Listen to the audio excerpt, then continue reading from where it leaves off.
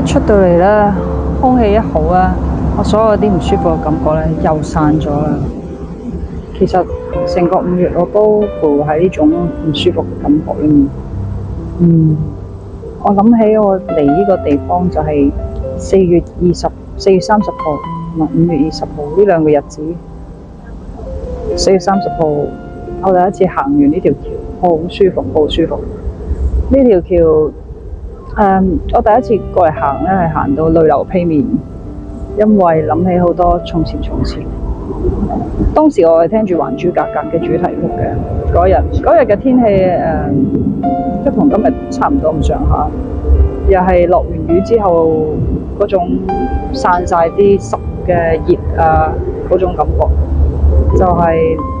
而家呢種咁樣嘅天氣，舒服。琴晚係紅雨啦，其實我好中意紅雨嗰種感覺啊，即係紅雨嗰種感覺咧，尤其是係咁悶熱嘅天氣咧，落一場咁大雨，一聽到滴答滴答嘅雨聲咧，我成個心咧就會好舒暢，唔知點解有一種莫名其妙嘅舒暢啦。因為其實大雨過後迎嚟嘅就係第二日嘅非常美麗嘅畫面，所以我就好中意呢種好舒暢嘅感覺。